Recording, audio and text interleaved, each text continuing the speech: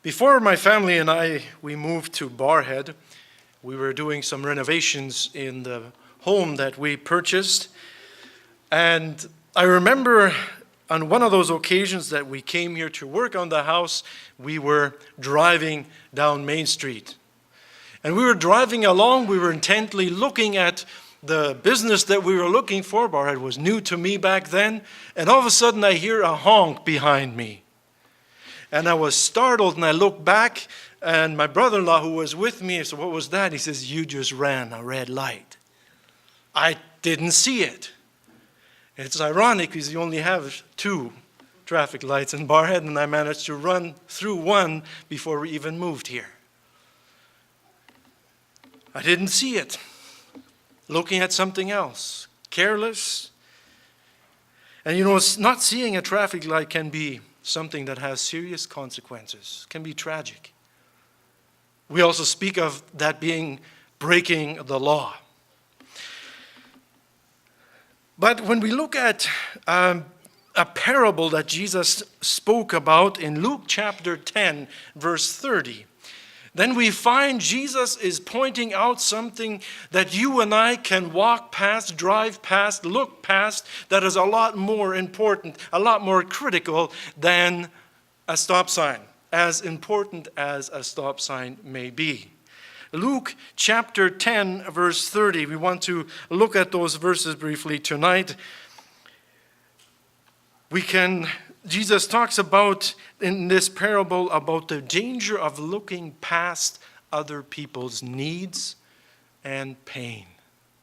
Luke chapter 10, I want to begin with verse 30. And the first verse, we focus on the person that was in trouble in this passage, that experienced the pain, that experienced the great need. Luke 10, verse 30, "Then Jesus answered and said, a certain man went down from Jerusalem to Jericho and fell among the thieves, who stripped him of his clothing, wounded him, and departed, leaving him half dead." If we put ourselves in the shoes of this man, we can imagine that his day began like any other day. We don't read what the purpose of this trip was, but we can imagine perhaps it was a business trip. He got up, maybe he kissed his wife goodbye. He says, "I'm going down to Jericho." And as he was going down, the day that was normal turned for the worst. Robbed and beaten half to death. Have you ever been robbed?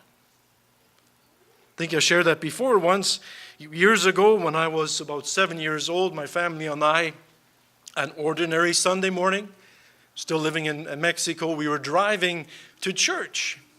Back then, the road from Hawaiis, that's more north from the Neustadt, where the church is, wasn't paved yet, so it took about an hour, very rough, deserted gravel road. And as we drove, there was a vehicle stopped on the side of the road with the hood open. We stopped to see if we could help them. And they wanted gas. My dad said, "Sorry, we only have enough for us to make it there and back." And lo and behold, our truck stalled right there. And as my dad got out to the truck, to the front of the hood to get the truck started again, out of the passenger side came a masked man with a pistol in his hand. Can't get into all the details. But we did not end up losing the truck. But I'm convinced it was only due to a miracle. Because my dad said we didn't understand what that man was yelling. All we were doing, my brothers and I were crying in the back of the camper. Screaming. Because we saw what was happening. But my dad said he threatened to kill us all if we wouldn't leave. And my mom says, "No, don't leave this truck. Don't leave us." And my dad said he heard click, click. He doesn't know if the gun was empty or if it was a miracle. Robbed. An ordinary day that turned bad. Perhaps it wasn't for you. Maybe you've never been robbed. We weren't robbed, but we were facing robbers that day. Perhaps for you, it was an ordinary, what you hope to be an ordinary day out with your children. I read about a grandma who was spending time with her granddaughter at a zoo. And at that zoo, they have, as they have in many places, they have these face paintings where you can get a butterfly or something painted on the face. And she's standing in line, her with her granddaughter. And that little granddaughter, her face was sparkled and sprinkled with bright red freckles. And as they were waiting, there was a boy who was also waiting. He shouted out to this little girl, "You've got so many freckles in your face, there's no room for a painting in your face." That's enough to turn an ordinary day for a child upside down. Despair and embarrassed, she lowered her head. But her grandma, she heard that comment, and she knew that comment was like a knife to her granddaughter's heart and spirit. So she lowered herself so that she was at eye level with her granddaughter. She says, "Honey, freckles are beautiful to me. I like them." But the little girl said, "I don't." She said, "You know what?" The grandmother said, "You know, when I was your age, I used to wish that I would have freckles." "Really?" "Yeah." She says, "Because I like freckles." And then she asked her granddaughter, "Can you think of anything that's more beautiful than freckles?" The little girl paused and she looked into her grandma's face and she says, "Yes, one thing, wrinkles." But just comments like that can turn an ordinary day upside down. Perhaps it is the teenager who is going to a school who is just looking for an ordinary day at school, but is being picked on and bullied by the classmates. They feel like they're trapped, kicking, beaten by the remarks of others. Perhaps others' worlds are being turned upside down when an ordinary visit to the doctor is followed up by a phone call from the doctor saying that there's cancer found. How do you explain, how do you talk to a husband who shares that with you at work? An ordinary day turned upside down, needs, pain all around us. And then the pinnacle of the tragedies that we can encounter is the soul that is lost without Christ, lying there beaten and robbed by sin. Who would be the people that we would expect would lend a helping hand? We continue in this story and we see that Jesus begins with a category of people that we would naturally gravitate toward and say, those are the people that would help. We know the story. Let me read Luke 10:31 and 32. Now by chance, a certain priest came down that road, and when he saw him, he passed by the other side. Likewise, a Levite, when he arrived at the place, came and looked and passed by the other side.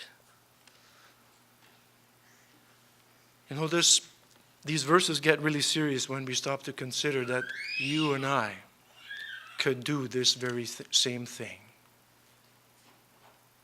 To pass by the other side. We can be so focused on our own agenda, our own life, our own tasks that we couldn't be bothered by the needs and the pains of the people that we encounter, that we meet. And you and I, as we go into this week, we could too. Like Jesus says here, by chance. It just happened that we meet them. Maybe you're waiting in line with them, you strike up a conversation and you find out, here's a person that is in pain, in need, battling with illness in the family, lost a loved one perhaps, by chance.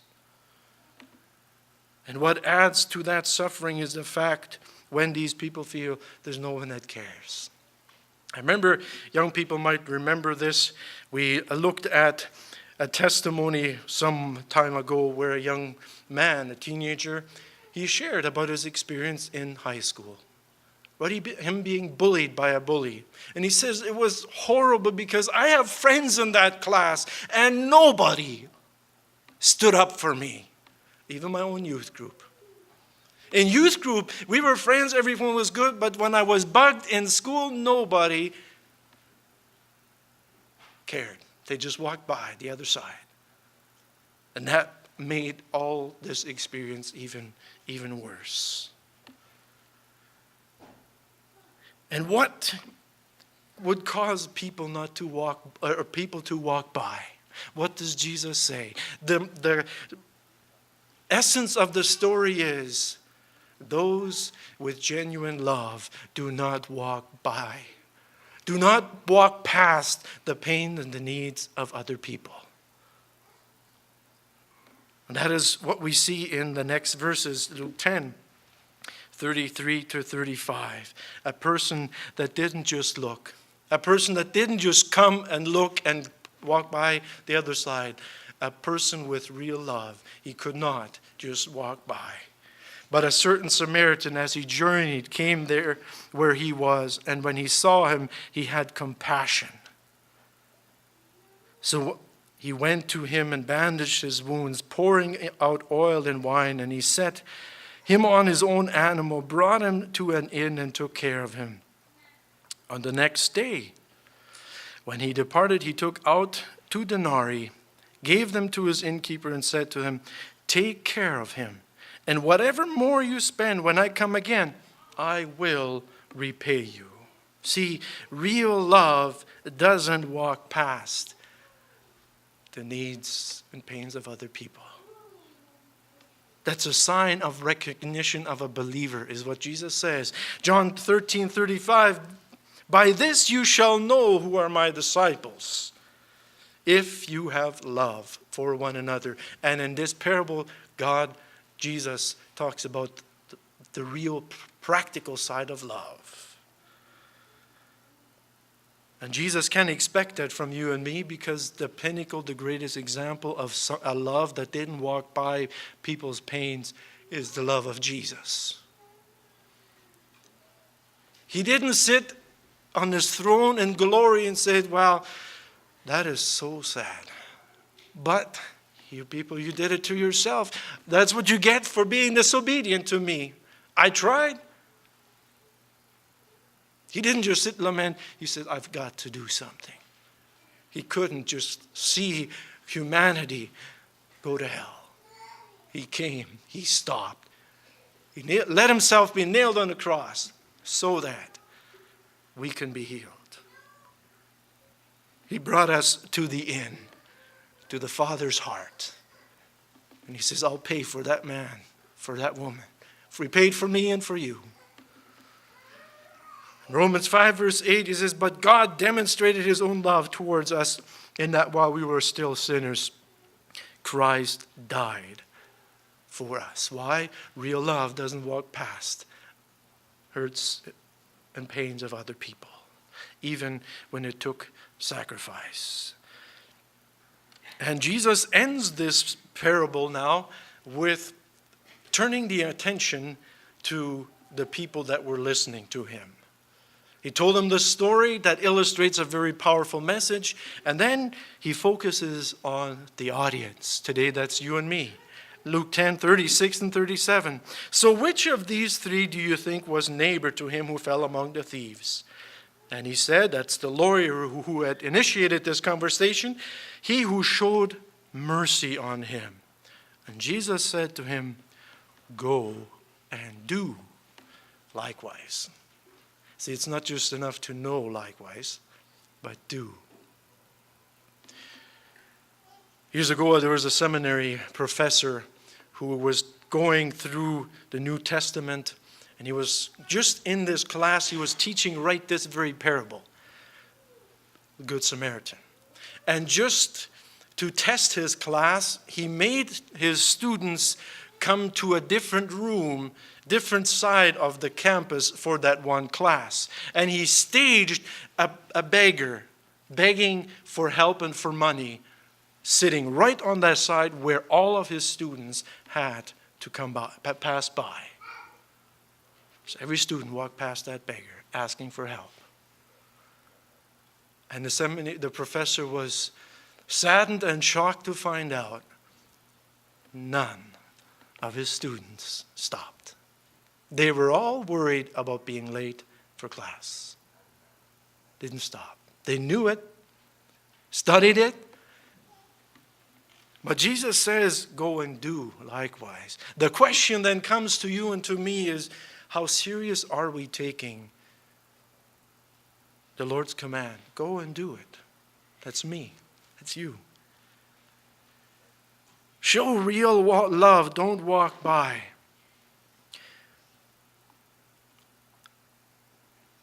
As we begin to or prepare to face this week, like I said before, perhaps still by chance, we might have an opportunity to reach out to someone. Now, I know we can't help and be there for everyone, but those that God puts on our path. Real love does not walk past the needs and pain of other people. Go and be a good Samaritan to those that are in need, those that are in trouble. It might be the teenager who is looking for someone to stand with them when the others are just laughing.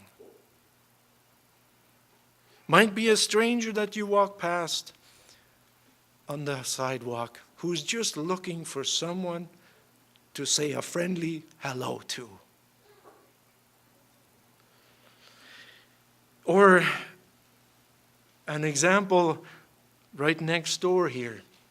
Sunday mornings, if you come to church and you take a look at the living room window of our neighboring house here, you will find most often there's a mother sitting with her handicapped son. Do you know why she's sitting there? She came and told me, knocked on my door. She's sitting there, looking, seeing if some of those people that are going to church will take the time to look at her son and her who can't go to church Sunday morning and to just wave. That's a simple act. We can do that. And it will make a world of difference to that mother and that son. Someone acknowledged us. It might be a disconnected friend or someone, just an acquaintance on Facebook, that's just waiting for someone to hear from someone that, hey, I'm thinking about you. How are you doing? What the person that we meet might look like, it will be very different. But the point that Jesus is making, and they painted that picture very clear and unmistakably, is real love doesn't just walk by. It stops to help where possible. And again, that is in turn is the sign of a true believer. Then we are acting and living like Christ. Driving past the stop sign is bad enough. But walking past someone else who we could help is even worse, because real love doesn't do that. And I pray as we go into this week that God would help you and me to have open eyes, to see opportunities, to be willing to really love the people that we encounter. May God bless us. Amen.